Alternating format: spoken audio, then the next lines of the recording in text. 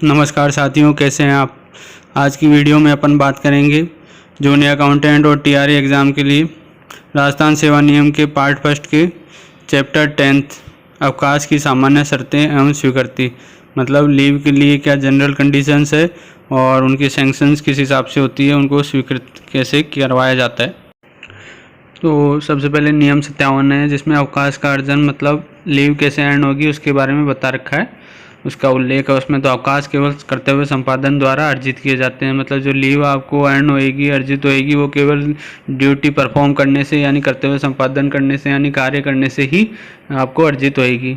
तो वैदेशिक सेवा में अंशदान दिए जाने पर व्यतीत अवधि को कर्तव्य अवधि में गिना जाएगा। मतलब आपकी कोई फॉरेन सर्विस में लगा देते हैं, डेपुटेशन पे लगा देते हैं, तो जो आपका कॉन्ट्रीब्यूशन बनता है वो आप सरकार में जमा करा देते हो, तो वहाँ जो आपने वैदेशिक सेवा में अवधि व्यतीत की है उसको भी ड्यूटी का पार्ट मानते हैं। फिर नियम 57A है, राजस्थान सेवा नियम से भिन्न नियमों से शासित कर्मचारी जब राजस्थान सेवा नियम से शासित पदों पर नियुक्त होते हैं तो पूर्व के जमा अवकाश का आगे निरंतर जमा नहीं रख सकते हैं। मतलब कोई भी राजस्थान सेवा नियम के अलावा किसी और अन्य नियमों से गवर्न होता हो, उसके शासित होता हो, ऐसा कोई कर्मचारी हो जो राजस्थान सेवा नियम से शासित पदों पर आ जाए, मतलब जिस पर राजस्थान सेवा नियम लागू होता हो, ऐसे पदों पर वो लग जाता है, वो अपॉइंट हो जाता है। तो जो उसके पूर्व की जो सर्विस होगी उसमें जो उसके जमा अवकाश होंगे, जो अर्न किए हुए अवकाश होंगे, लीव होगी जो भी, उनको वो आगे जमा नहीं रख सकता, मतलब उसका फ़ायदा उसको नहीं मिलेगा, वो लैप्स हो जाएंगे। फिर नियम 58 है, पुनर्नियोजन यानी री एम्प्लॉयमेंट या सेवा बहाली मतलब री इंस्टेटमेंट पर पूर्व के अवकाश का लाभ। मतलब कोई कर्मचारी पुनर्नियोजित होता है या कोई सेवा बहाली हो जाती है उसकी, तो जो पूर्व के अवकाश होंगे उनका लाभ किस हिसाब से दिया जाएगा।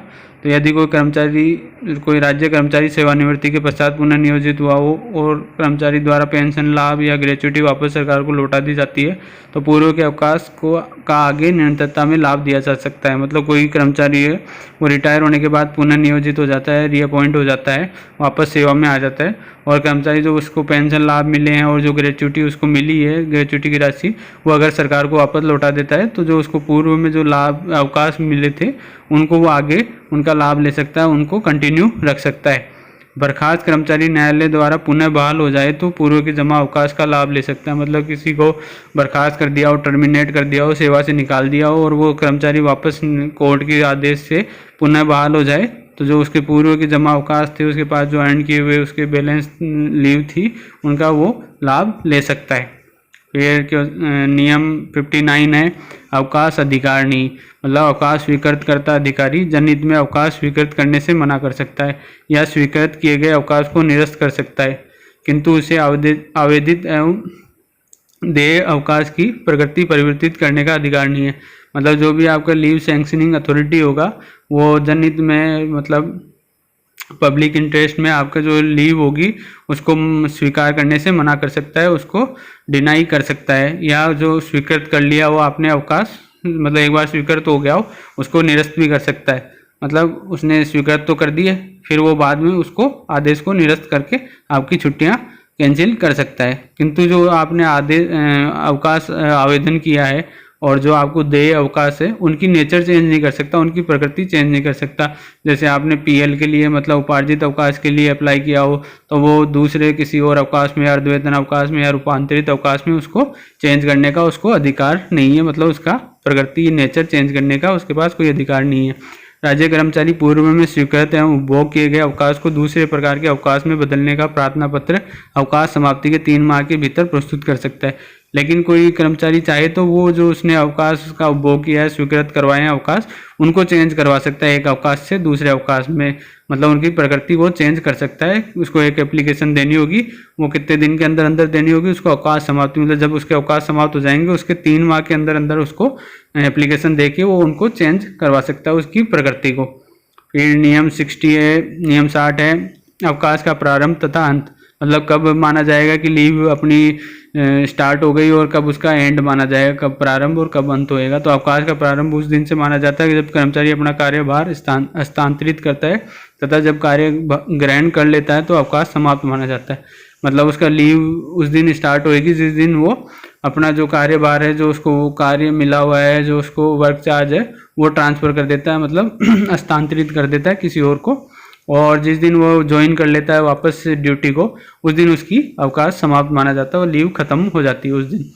फिर नियम 61 है, अवकाश के ठीक पूर्व में सार्वजनिक अवकाश आए तो राज्य कर्मचारी सार्वजनिक अवकाश से पूर्व अवकाश पर प्रस्थान कर सकता है तथा अवकाश के पश्चात सार्वजनिक अवकाश आए तो उसके बाद कार्य ग्रहण कर सकता है। मतलब किसी ने लीव के लिए अप्लाई किया है और लीव जैसे मान लो उसने मंडे से ली है, तो उससे पहले सार्वजनिक अवकाश जैसे सैटरडे संडे आ गया तो राज्य कर्मचारी वो सार्वजनिक अवकाश से पूर्व अवकाश पर प्रस्थान कर सकता है, मतलब सैटरडे संडे से भी पहले जा सकता है मतलब। और अवकाश के पश्चात सार्वजनिक अवकाश आ जाए, मतलब कोई छुट्टी आ जाए अवकाश के पश्चात, तो उस अवकाश सार्वजनिक अवकाश के बाद वो कार्य ग्रहण कर सकता है, मतलब उस छुट्टी को उसके कंटिन्यूएशन में ले सकता है, अपने अवकाशों के लीव के कंटिन्यूएशन में उसको रख सकता है। लेकिन निम्नलिखित को यह लाभ दे नहीं है, मतलब निम्न कर्मचारी को ये वाला जो ऑप्शन है सार्वजनिक अवकाश को कंटिन्यूएशन में लेने का, वो लाभ दे नहीं है। किन किन को? जिसको अग्रिम राशि या प्रतिभूति राशि या धनराशि का चार्ज देना आवश्यक हो, मतलब जिसके पास एडवांस कोई अमाउंट रखी हो या कोई सिक्योरिटी अमाउंट हो या कोई अमाउंट उसके पास उसके चार्ज में हो, तो वो किसी और को चार्ज दिए बिना ये इसका लाभ उसको नहीं दिया जाएगा। जिसको अन्यत्र मुख्यालय के व्यक्ति को चार्ज देना है, अपितु अग्रिम राशि या प्रतिभूति राशि रखने वाले व्यक्ति को यदि वह अपने परिवार की सार्वजनिक अवकाश में जिम्मेदारी लेता है तो नियम 62 के अनुसार अवकाश के साथ सार्वजनिक अवकाश का उपभोग कर सकता है।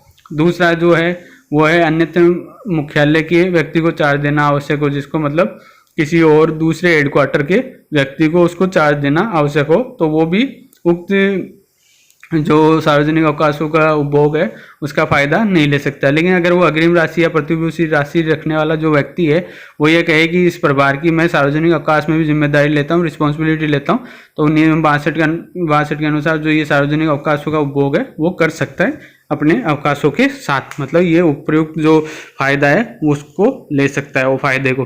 फिर नियम 63 है, सार्वजनिक अवकाशों का लाभ, मतलब जो पब्लिक हॉलीडेज होगा उनका क्या लाभ मिलेगा, किस हिसाब से उनका लाभ मिलता है। तो सार्वजनिक अवकाश स्वीकृत अवकाश से पूर्व पड़ता है तो अवकाश में वेतन भत्तों की व्यवस्था सार्वजनिक अवकाश के बाद प्रारंभ होगी।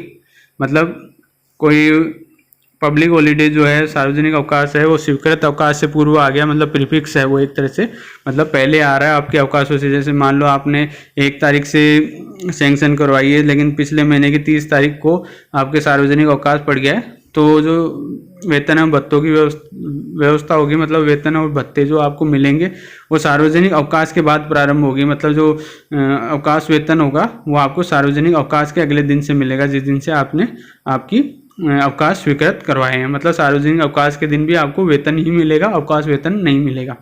और इसी तरह यदि सार्वजनिक अवकाश स्वीकृत अवकाश की समाप्ति के बाद पड़ता हो तो वेतन भत्तों के संबंध में व्यवस्था उस दिन तक लागू होगी जिस दिन अवकाश समाप्त हो जाते हैं। मतलब कोई पब्लिक हॉलीडे जो है वो स्वीकृत अवकाश की समाप्ति के बाद आता है, मतलब 5 तारीख तक आपने स्वीकृत करवा रखा है अवकाश, फिर 6 और 7 को मान लो सार्वजनिक अवकाश आ जाते हैं, तो वेतन भत्तों के संबंध में व्यवस्था उसी दिन तक लागू होती जिस दिन आपके अवकाश समाप्त हो जाते हैं। मतलब 5 तारीख को आपके अवकाश समाप्त हो रहे थे तो अवकाश वेतन सिर्फ 5 तारीख तक ही मिलेगा, फिर 6 और 7 को आपको वेतन मिलना स्टार्ट हो जाएगा।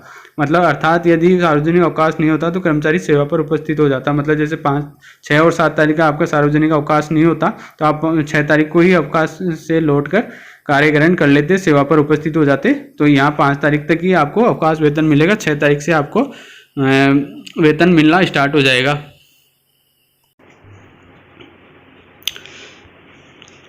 फिर बात करते हैं नियम 64 की। अवकाश के दौरान अन्यत्र नियोजन सरकार की अनुमति के बिना स्वीकार नहीं किया जाएगा। साहित्यिक कार्य, सांस्कृतिक कार्य एवं चिकित्सक निजी प्रैक्टिस कर सकते हैं। मतलब जो आपको लीव मिलेगी, अवकाश मिलेगा, उस दिन उस टाइम में, उस अवधि में आप कोई और अपॉइंटमेंट स्वीकार नहीं कर सकते हो, किसी और काम में आप नहीं लग सकते हो बिना सरकार की अनुमति से। मतलब सरकार की आपको परमिशन लेनी पड़ेगी, उसके बाद ही आप अन्यत्र नियोजन या और कोई कार्य कर सकते हो। साहित्यिक कार्य, सांस्कृतिक कार्य और कोई चिकित्सक निजी प्रैक्टिस होगी वो आप कर सकते हो बिना सरकार की अनुमति के अवकाश अवधि के दौरान भी। फिर नियम 65 है, सेवानिवृत्ति के पश्चात अवकाश। मतलब रिटायर होने के बाद अवकाश, उसके बारे में क्या नियम है। तो सेवानिवृत्ति से ठीक पूर्व कर्मचारी निवृत्ति पूर्व अवकाश पर चला जाए और यदि सरकार उसकी सेवा में वृद्धि का प्रस्ताव दे तो कर्मचारी के सहमत होने पर उसे तुरंत कर्तव्य पर उपस्थित होना होगा। जितनी अवकाश निरस्त किए जाएंगे उनको सेवानिवृत्ति के पश्चात ले सकता है। मतलब कोई कर्मचारी रिटायर होने से पहले छुट्टियों पे चला जाता है, निवृत्ति पूर्व अवकाश पर चला जाता है, और सरकार को लगे कि इसकी सेवा को बढ़ाना चाहिए, इसकी जो एज है उसको बढ़ा देना चाहिए, मतलब 60 साल का है उसको 65 साल कर दी मान लो, या 63 साल कर दी, तो इस हिसाब से उसकी सेवा में वृद्धि का प्रस्ताव दे दिया और कर्मचारी सहमत भी हो जाता है, तो उसको कर्तव्य पर तुरंत उपस्थित होना होगा, मतलब उसको ड्यूटी ज्वाइन करनी होगी तुरंत। और जितनी अवकाश उसके निरस्त हो जाएंगे, जितने दिन वो जल्दी आ जाएगा, मतलब मान लो 10 दिन के अवकाश पे गया और 5 दिन में ही वो अवकाश आ गया, तो ये 5 दिन के जो अवकाश है वो सेवानिवृत्ति के पश्चात ले सकता है, मतलब जब वो ज्वाइन कर लेगा और जिस दिन उसका रिटायर होना था उसके बाद वो कभी भी उसको ले सकता है। फिर नियम 65 है अवकाश से वापस बुलाना, मतलब कोई कर्मचारी अवकाश पर गया हो और उसको वापस बुला लिया जाता है, तो उसके संबंध में क्या नियम है। तो यदि राज्य कर्मचारी को बुलाना आवश्यक है तो जब कर्मचारी कार्यस्थल के लिए रवाना होगा अवकाश समाप्त माना जाएगा तथा यात्रा भत्ता भी देय होगा, परंतु कार्य ग्रहण करने तक अवकाश वेतन ही देय होगा। मतलब कि कर्मचारी को बुलाना कंपलसरी हो, नेसेसरी हो, तो जब कर्मचारी उस कार्य ग्रहण करने के लिए या ड्यूटी ज्वाइन करने के लिए अपने वहाँ से रवाना हो जाता है, तो कार्यस्थल के लिए रवाना हो जाएगा, तो उस दिन ही मान लेंगे कि उसका अवकाश समाप्त हो गया, वो ड्यूटी पे आ गया, और उसको यात्रा भत्ता भी देय होगा, मतलब वहाँ से जो यहाँ आएगा कार्यस्थल तक तो उसका यात्रा भत्ता मिलेगा। लेकिन जो कार्य ग्रहण करने तक होगा, मतलब वहाँ से रवाना होने से लेके कार्य ग्रहण करने तक का जो समय होगा उसमें अवकाश वेतन ही मिलेगा, मतलब उसको अवकाश पे ही मानते हुए उसको अवकाश वेतन ही देंगे, वेतन नहीं देंगे। लेकिन यदि वापस आना कर्मचारी की स्वेच्छा पर है तो कोई लाभ नहीं देगा, मतलब कर्मचारी की इच्छा पे छोड़ देते हैं कि भाई जल्दी आना है तो तुम देख लो, अगर आ सकते हो तो आ जाओ, अगर ऐसा बोल देते हैं तो उसको कोई लाभ दे नहीं होगा वो अगर जल्दी भी आ जाता है तो। फिर नियम 68 है वैदेशिक सेवा में जब कर्मचारी को भेजा जाए तो उसके नियमों से कर्मचारी को अवगत कराया जाएगा, मतलब किसी फॉरेन सर्विस में कर्मचारी को लगाते हैं तो वहाँ के जो नियम होंगे उनसे एम्प्लॉय को अवगत कराया जाएगा, मतलब उनको बताया जाएगा कि वहाँ पर क्या क्या नियम है। फिर नियम 69 है वैदेशिक नियोक्ता केवल 120 दिन तक का उपार्जित अवकाश स्वीकृत कर सकता है। इसके अतिरिक्त अवकाश के लिए प्रार्थना पत्र महालेखाकार की अभिशंसा के साथ अवकाश स्वीकृत करता प्राधिकारी को भेजेगा। मतलब वैदेशिक नियोक्ता जो होगा, मतलब जो फॉरेन सर्विस का एम्प्लॉयर होगा, वो केवल 120 दिन तक के ही पीएल मतलब प्रिविलेज लीव सैंक्शन कर सकता है, स्वीकृत कर सकता है। इसके अधिक जो भी प्रिविलेज लीव होगी, मतलब जो उपार्जित अवकाश होंगे 120 दिन के ऊपर, उनको स्वीकृति के लिए उसको एप्लीकेशन बना के मतलब प्रार्थना पत्र देना होगा, वो महालेखाकार की अभिशंसा के साथ, मतलब उसको एजी की अभिशंसा भी लगानी पड़ेगी साथ में, मतलब उसकी जो अभिशंसा होगी वो उसके साथ में लगा के जो उसका सैंक्शनिंग अथॉरिटी होगा, लीव सैंक्शनिंग अथॉरिटी, अवकाश स्वीकृत करता प्राधिकारी उसको भेजेगा, वो ही सैंक्शन करेगा फिर इसको। फिर चिकित्सा प्रमाण पत्र पर अवकाश, मतलब मेडिकल सर्टिफिकेट पर लीव जो मिलती है वो किस हिसाब से मिलेगी, तो उसके लिए क्या नियम है। तो नियम 70 है राजपत्रित अधिकारियों के लिए इस नियम में प्रमाण पत्र का प्रारूप दिया गया है। प्राधिकृत चिकित्सा प्राधिकारी द्वारा प्रमाण पत्र देने पर अवकाश स्वीकृत होगा, मतलब जो गेजेटेड ऑफिसर होगा उनके लिए इस नियम में प्रमाण पत्र जो सर्टिफिकेट होगा उसका जो परफॉर्मा है, प्रारूप है, उसके बारे में बता रखा है, वो प्रारूप दिया हुआ है। प्राधिकृत चिकित्सा अधिकारी जो होंगे वो प्रमाण पत्र देंगे ना, ये तभी अवकाश उनको स्वीकृत होता है। फिर नियम 73 है यदि चिकित्सा अधिकारी का प्रमाण पत्र संदिग्ध लगे तो मेडिकल बोर्ड को मामला भेजा जा सकता है, जो राज्य कर्मचारी को 14 दिन तक अपने परीक्षण में रख सकता है। मतलब ये ऐसे जो अवकाश स्वीकृत प्राधिकारी होगा उसको ये लगे कि भाई चिकित्सा अधिकारी का प्रमाण पत्र है वो संदिग्ध है, मतलब इसमें गड़बड़ हो सकती है, उसको लगे तो वो इस मामले को मेडिकल बोर्ड को भेज सकता है, वो मेडिकल बोर्ड के पास भेज के वापस चेक करवा सकता है। तो मेडिकल बोर्ड चाहे तो उसको कर्मचारी को 14 दिन तक अपने परीक्षण में रख सकता है, निरीक्षण में रख सकता है, उसको चेक कर सकता है 14 दिन तक अपने पास रख के। फिर नियम 74 है राजपत्रित अधिकारी को 60 दिवस से अधिक चिकित्सा प्रमाण पत्र पर अवकाश मुख्य चिकित्सा एवं स्वास्थ्य अधिकारी या प्रमुख चिकित्सा अधिकारी से प्रमाणित प्रमाण पत्र पर देने पर दिया जाएगा। मतलब जो गैजेटेड ऑफिसर होंगे उनको 60 दिन से अधिक जो भी चिकित्सा प्रमाण पत्र पर अवकाश होगा, मेडिकल सर्टिफिकेट पर जो उसको लीव मिलेगी वो CMHO या PMO जो होगा उनसे प्रमाणित, मतलब उनसे सर्टिफाइड जो सर्टिफिकेट होगा उसी के आधार पर उनको अवकाश दिया जाएगा। फिर नियम 75 है चिकित्सा प्रमाण पत्र भी अवकाश का अधिकार नहीं देता है, सक्षम प्राधिकारी की स्वीकृति के बाद ही चिकित्सा अवकाश स्वीकृत किया जा सकता है। मतलब मेडिकल सर्टिफिकेट आपको मिल गया है तो इसका मतलब ये नहीं है कि आप अवकाश लेने के अधिकार मिल गया आपको, आप इसके लिए राइट मिल गया आपको सक्षम प्राधिकारी जो होगा, अवकाश स्वीकृतकर्ता जो प्राधिकारी होगा, उसकी स्वीकृति के बाद ही चिकित्सा अवकाश स्वीकृत किया जाएगा, उससे पहले आपको सैंक्शन लेनी पड़ेगी। फिर नियम 76 है, चिकित्सा प्रमाण पत्र के आधार पर अवकाश सक्षम अधिकारी प्राधिकृत चिकित्सक के प्रमाण पत्र के आधार पर कर्मचारी को चिकित्सा अवकाश स्वीकृत कर सकता है। प्राधिकृत चिकित्सा राजस्थान सिविल सेवा नियम चिकित्सा परिचर्या नियम 2013 में दर्शाया गया। मतलब चिकित्सा प्रमाण पत्र के आधार पर जो अवकाश होगा वो सक्षम अधिकारी जो प्राधिकृत चिकित्सक के प्रमाण पत्र के आधार पर ही देगा, स्वीकृत करेगा। मतलब जो अवकाश स्वीकृत करता प्राधिकारी है वो जो ऑथोराइज जो मेडिकल ऑफिसर होंगे उनके द्वारा जो सर्टिफिकेट जारी किया हुआ होगा उसी के आधार पर लीव सैंक्शन करेंगे। और प्राधिकृत चिकित्सक कौन होंगे तो इसके बारे में राजस्थान सिविल सेवा नियम चिकित्सा परिचर्या नियम 2013 में बताया गया है। प्राधिकृत चिकित्सक की जो डेफिनेशन है वो इसमें राज्य के चिकित्सक ऐसे निजी चिकित्सालय जिनको सरकार ने अनुमोदित किया है और 1 जनवरी 2004 के बाद नियुक्त कर्मचारी के मेडिकल बीमा में अनुमोदित चिकित्सालय के चिकित्सा अधिकारी भी शामिल होंगे। मतलब जो ये चिकित्सक जो अपन ने बात की है प्राधिकृत चिकित्सक कौन होंगे, इसमें राज्य के चिकित्सक जो गवर्नमेंट मेडिकल ऑफिसर होंगे वो भी शामिल हैं। ऐसे निजी चिकित्सालय जिनको सरकार ने अनुमोदित किया है, मतलब अथोराइज जो हॉस्पिटल है प्राइवेट हॉस्पिटल उसमें काम करने वाले जो चिकित्सक होंगे वो भी इसमें शामिल हैं। और 1 जनवरी 2004 के बाद नियुक्त कर्मचारी जो होंगे जिनको प्रोबेशन करना पड़ता है 2 साल का, उनके मेडिक्लेम बीमा पॉलिसी लगती है। मतलब मेडिक्लेम बीमा चलता है उनके, तो इसमें जो अनुमोदित अथोराइज जो हॉस्पिटल हैं, अनुमोदित चिकित्सालय हैं, उनके चिकित्सा अधिकारी होंगे जो मेडिकल ऑफिसर होंगे वो भी इसमें शामिल माने जाते हैं। होम्योपैथी चिकित्सक जो होगा वो अधिकतम 15 दिन का अवकाश स्वीकृत कर सकता है। जो होम्योपैथी का जो आपका डॉक्टर जिसको अपन कहते हैं वो 15 दिन तक का अवकाश स्वीकृत कर सकता है आपको।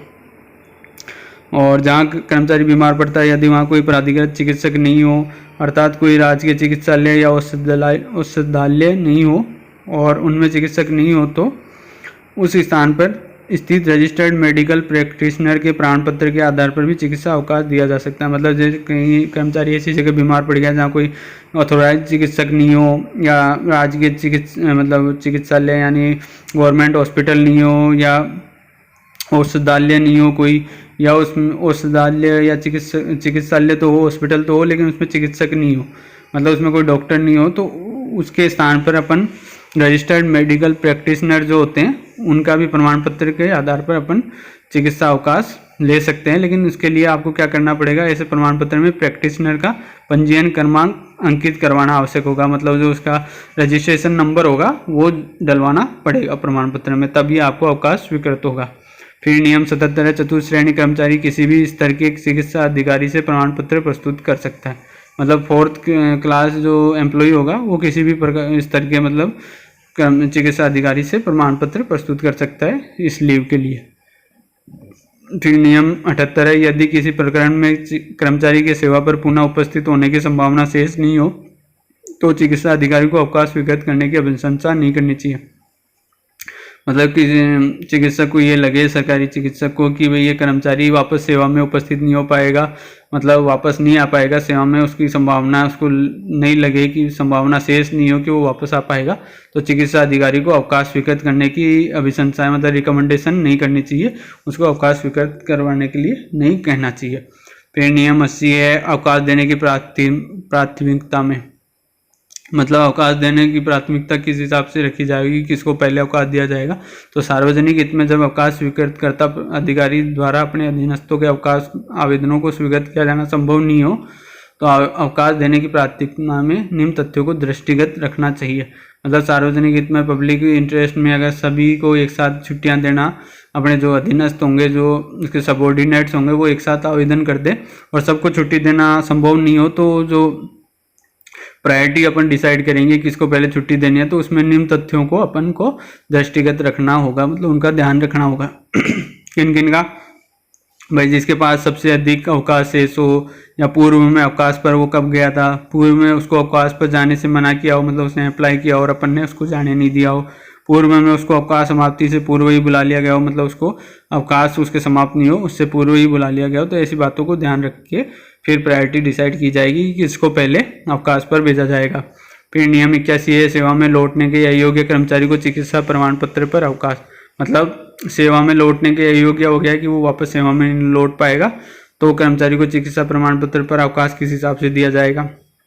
तो यदि राज्य कर्मचारी को चिकित्सा अधिकारी चिकित्सा प्रमाण पत्र पर भविष्य में सेवा के अयोग्य होने की संभावना व्यक्त करे तो उसके खाते में जमा 12 माह तक के अवकाश स्वीकृत किए जा सकते हैं।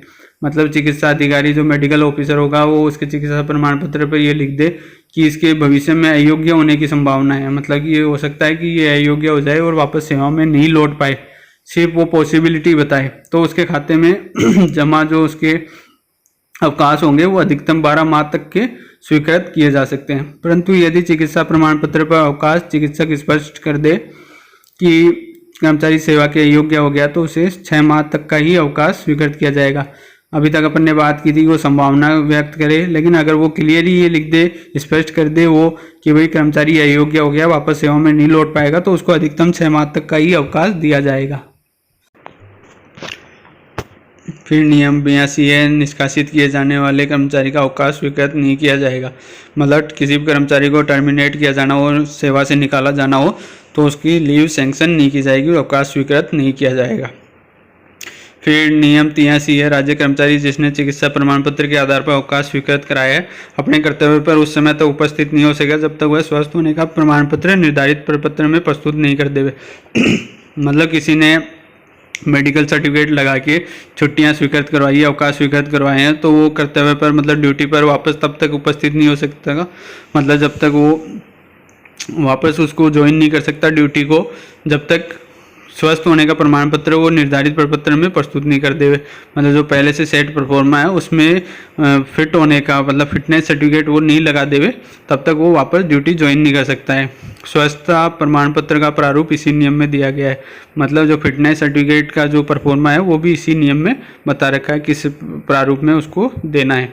फिर नियम 85 है, नियत दिनांक से पूर्व अवकाश पर लौटने के लिए सक्षम प्राधिकारी से स्वीकृति लेनी पड़ेगी। मतलब आपने जितने दिन का अवकाश स्वीकृत करा रखा है उससे पहले आप सेवा में वापस लौटना चाहते हो, ड्यूटी ज्वाइन करना चाहते हो, तो उसके लिए आपको सक्षम प्राधिकारी से पहले स्वीकृति लेनी पड़ेगी, आप डायरेक्ट आके ज्वाइन नहीं कर सकते। फिर नियम 86 है, अवकाश समाप्ति पश्चात अनुपस्थिति। मतलब आपके अवकाश समाप्त हो गए उसके बाद भी आप अनुपस्थित चल रहे हो, ड्यूटी ज्वाइन नहीं कर रहे हो, तो उसके संबंध में क्या नियम है। तो राज्य कर्मचारी स्वीकृत अवकाश की समाप्ति के पश्चात भी अनुपस्थित रहता है या अवकाश स्वीकृत कराने से पूर्व ही अनुपस्थित हो जाता है तो उसे कर्तव्य से जानबूझकर अनुपस्थित रहना माना जाएगा और ऐसी अनुपस्थिति को सेवा में व्यवधान मानते हुए पूर्व के सेवा काल को जब्त किया जाएगा। मतलब कोई कर्मचारी सेवा समाप्त हो गया उसके बाद भी ड्यूटी ज्वाइन नहीं करता है या सेवा स्वीकृत नहीं करवाया, मतलब सैंक्शन नहीं हुई उसकी लीव, उससे पहले छुट्टियों पे चला जाता है, अनुपस्थित हो जाता है, तो ये कर्तव्य से जानबूझकर अनुपस्थिति मानी जाएगी। मतलब ये माना जाएगा कि वो विलफुलिंगली मतलब जानबूझकर अनुपस्थित हुआ है और ऐसी अनुपस्थिति को मतलब जो ये छुट्टियां ली है उसने तो उसको सेवा में व्यवधान मतलब इंटरप्शन माना जाएगा और पूर्व के जो सेवा काल होगा, जो उसकी पूर्व की जो सेवा होगी, मतलब जो अब तक उसने सेवा करी होगी, जितनी उसकी सर्विस हो गई होगी, उसको जब्त यानी फॉरफिट कर लिया जाएगा जब तक स्वीकृत प्राधिकारी द्वारा उसे अवकाश स्वीकृत कर नियमित नहीं कर दिया जाए। जब तक मतलब इसको जो लीव सैंक्शनिंग अथॉरिटी है वो अवकाश स्वीकृत नहीं कर दिए करके इसको नियमित नहीं कर दे तब तक इसको जब सेवा का व्यवधान ही मानेंगे और सेवा काल उसका जब्त ही माना जाएगा।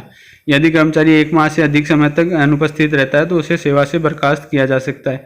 मतलब कोई कर्मचारी 1 माह से अधिक समय से ज़्यादा अनुपस्थित रहता है बिना बताए, मतलब उक्त जो अपन ने 2 सिचुएशन देखी है उसके हिसाब से अगर वो अनुपस्थित रहता है तो उसे सेवा से बर्खास्त किया जा सकता है, मतलब टर्मिनेट कर सकते हैं सर्विस से, मतलब सेवा से निकाल सकते हैं। तो उस कर्मचारी के विरुद्ध राजस्थान सिविल सेवा वर्गीकरण नियंत्रण एवं अपील नियम 1958 के अनुसार कार्रवाई की जाएगी। मतलब अगर वो छुट्टियों के बाद भी नहीं आता है या बिना छुट्टियां सैंक्शन कराए ही चला जाता है तो उसके खिलाफ राजस्थान सिविल सेवा वर्गीकरण नियंत्रण एवं अपील, जिसको CCA रूल भी बोलते हैं 1958, उसके अनुसार कार्रवाई की जाएगी रूल 86 के हिसाब से। तो साथियों उम्मीद करता हूँ ये वीडियो भी आपको पसंद आई होगी। नेक्स्ट वीडियो में मैं इसकी चैप्टर 10 के जो आपके MCQs बन सकते हैं वो लेकर हाजिर होऊंगा। तब तक प्लीज़ वेट कीजिएगा। मेरी वीडियो पसंद आई तो लाइक अवश्य कीजिएगा और अपने फ्रेंड्स के साथ ज़्यादा से ज़्यादा शेयर कीजिएगा ताकि लोग इसका ज़्यादा से ज़्यादा फ़ायदा अपने एग्ज़ाम के हिसाब से उठा सकें। मेरे चैनल को सब्सक्राइब नहीं किया तो प्लीज़ चैनल को सब्सक्राइब जरूर कीजिएगा। जय हिंद, जय भारत।